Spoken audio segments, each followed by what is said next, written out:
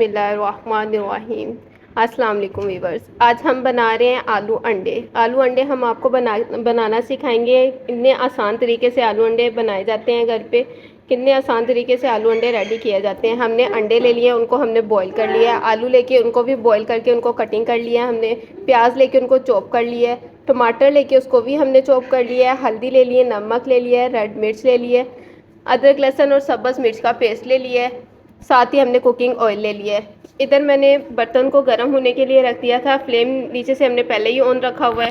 साथ ही इसमें हम कुकिंग ऑयल डाल लेंगे। हाफ कप के करीब इसमें हमने कुकिंग ऑयल ऐड करना है। बिस्मिल्लाह। कुकिंग ऑयल हमने ऐड कर दिया है।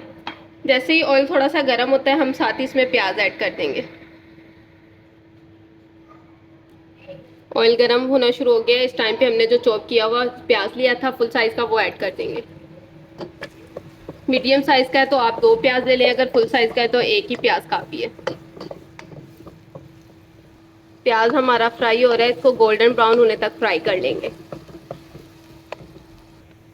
प्याज़ों का देखें माशाल्लाह से कितना प्यारा गोल्डन ब्राउन कलर आ गया। इस टाइम पे हमने जो अदरक लहसुन का पेस्ट बनाया था सब्ज़ मिर्च का, वो ऐड कर देंगे 1 टेबल स्पून। वो ऐड करके इसको अच्छे से फ्राई कर लेंगे हम।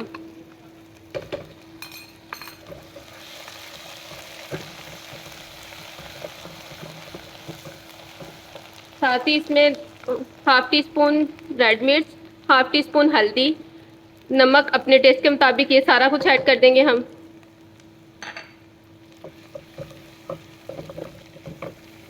साथ ही इसमें थोड़ा सा पानी ऐड कर देंगे ताकि हमारा मसाला है ना जो वो नीचे ना लगे, और प्याज भी हमारे अच्छे से जो है ना मुलायम हो जाए।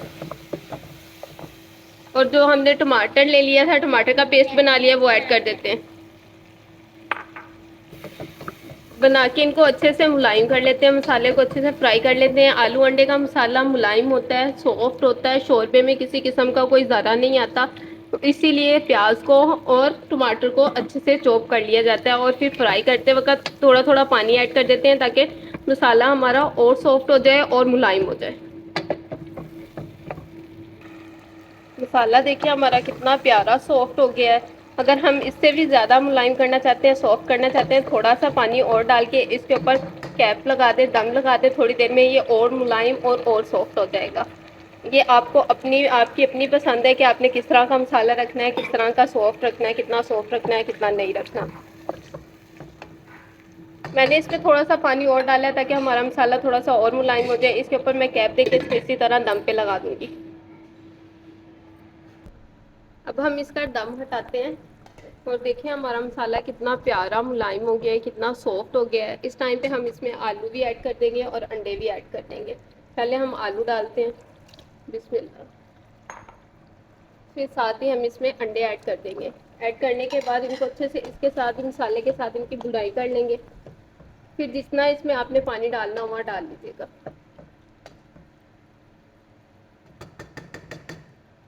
इस टाइम पे हम थोड़ा सा इसमें पानी ऐड करेंगे,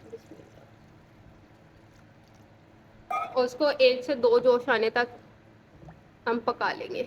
जैसे इनको जोश आना शुरू होगा हम इसका फ्लेम ऑफ कर देंगे और इसकी गार्निशिंग कर लेंगे। इसको जोश आना शुरू हो गया है, हम इस टाइम पे इसका फ्लेम ऑफ कर देंगे।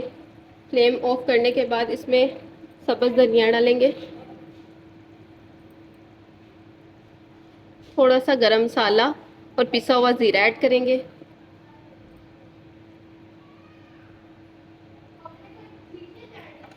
इसको अच्छे से मिक्स कर लेंगे। देखिए हम माशाल्लाह माशाल्लाह हमारा सालन कितना खूबसूरत और कितना प्यारा बन गया है।